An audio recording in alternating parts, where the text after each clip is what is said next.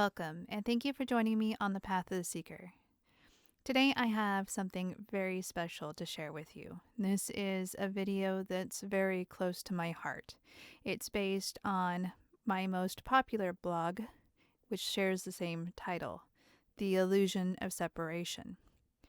However, I've broken this into 3 videos because I wanted to focus on the different levels.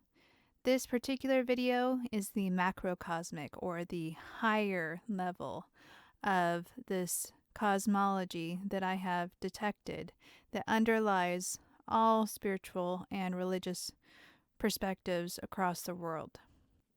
The next video, which will be called Atlantis and the Fall, is the more microcosmic or earth-based perspective of this story.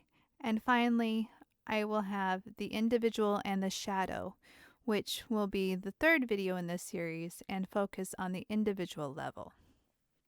Hopefully, and it is my intention, that by the end of this series of videos, you will be able to perceive that Hermetic principle of as above, so below, and how each of these 3 levels, the macrocosmic, the microcosmic, and the individual, are reflections of one another. Just to warn you, this topic's going to go really deep, really fast, but if you're here watching this video, I'm willing to bet that you're ready for this. A variety of sources inspired this story, and I'll put the list at the end of this video, but I'm not quoting any of them specifically. I am inclusive, and so this is a combination of several sources translated into one cohesive story. The story of why we are here and where we have come from has always been hidden in plain sight. We have told ourselves this story many times. From fairy tales to modern movies, this story always repeats. A variety of sources say that there are 3 aspects of creation. There is the unchanging one that is the same yesterday, today, and tomorrow. Then there is the one that perceived itself and created. And then there is a physical, material creation. The unchanging one that is the same yesterday, today, and tomorrow doesn't experience the physical realm directly.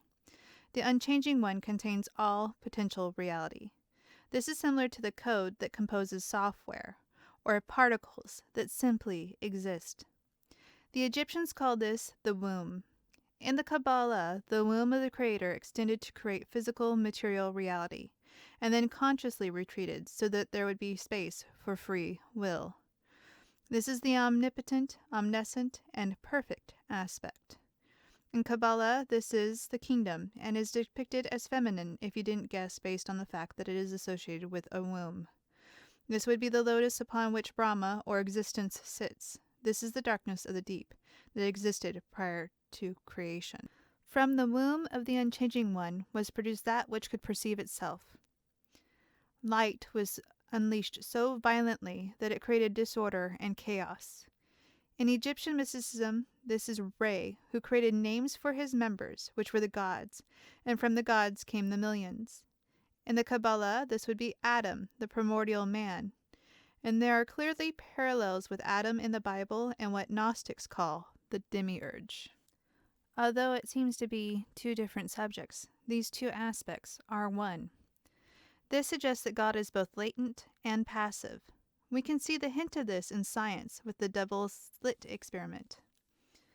Light particles act as waves, but when observed by the human eye, that which perceives, they turn into particles. This is why God, the Creator, can be in 2 states at once. Not only does the Creator compose everything that exists, but another aspect acts as an organizing principle that creates what we perceive. We are taught through dogma that we must go somewhere in order to experience and rejoin with the Creator. The truth, we are taught, lies out there beyond our body and time, and we need to journey to a place, physical or astral, to find it. This isn't true. If we are composed of all that is, and we are in the image of all that is, as the Hermetic statement, as above, so below, as without, so within, verifies, there is nowhere to go because we are always a part of and in contact with the Creator, who is all that is. For most people, it's a one-way channel where they only perceive themselves and don't know how to perceive the Creator. However, we never have been and never will be separated from the Creator. We can only perceive that a boundary exists because we don't experience communication in the form we expect. The communication and interaction is always there in our subconscious. We don't have to earn anything. We don't have to go anywhere. We don't have to die to the flesh to know all that is. We don't have to prove ourselves. Since it is merely a state of mind that prevents us from perceiving the Creator, we merely have to expand our consciousness to the point where we realize we are one with God, and separation is an illusion.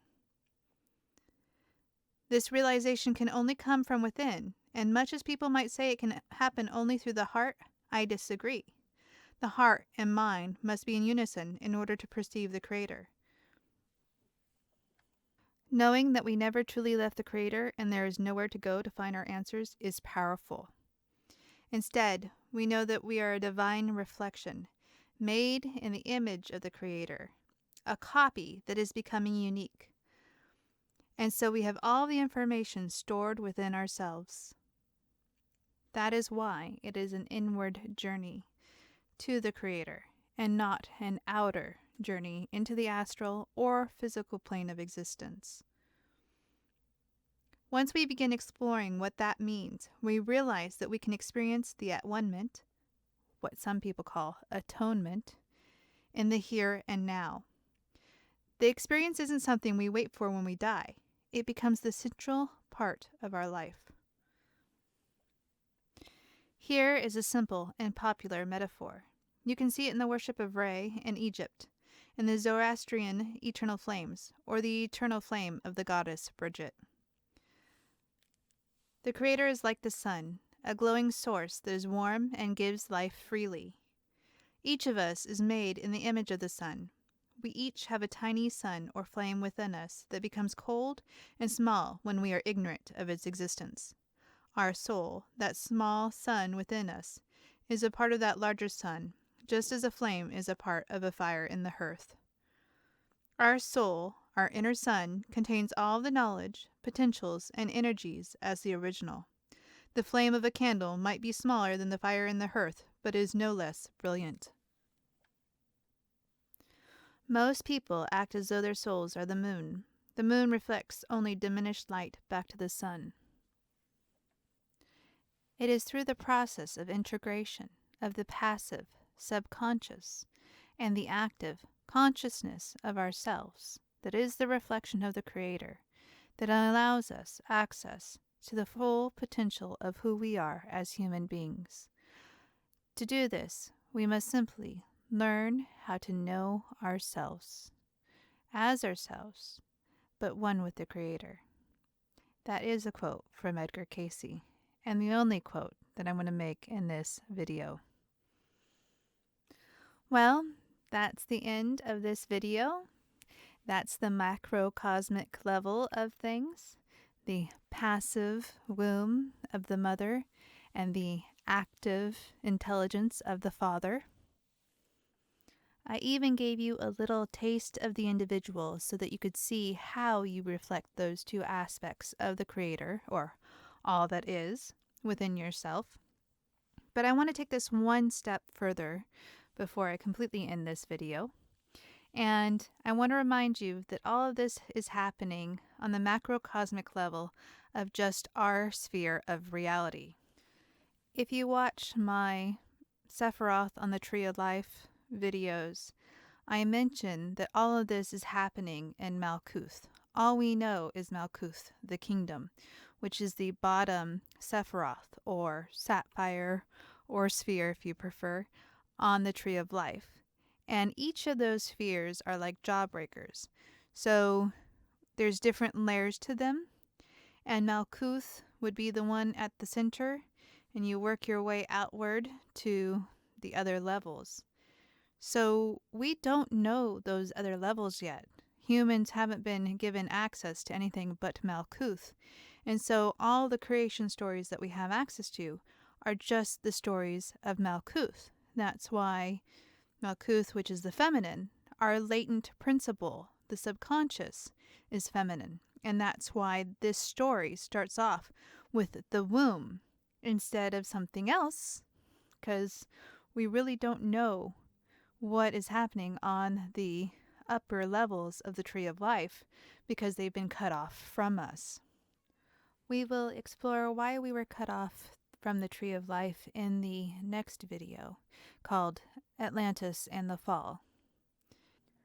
Finally, I want to explain the drawing that I used as one of the visuals in this video, and that is my depiction of Malkuth. The black curling surface is actually the subconscious, and the round circular pearl at the center of that is the consciousness, and the little mandalas around it are individuated souls. So I just wanted to explain that to you so that you'd know why that popped up. And thank you so much, Brave Soul, for joining me on exploring this avenue on the path of the Seeker. Until next week.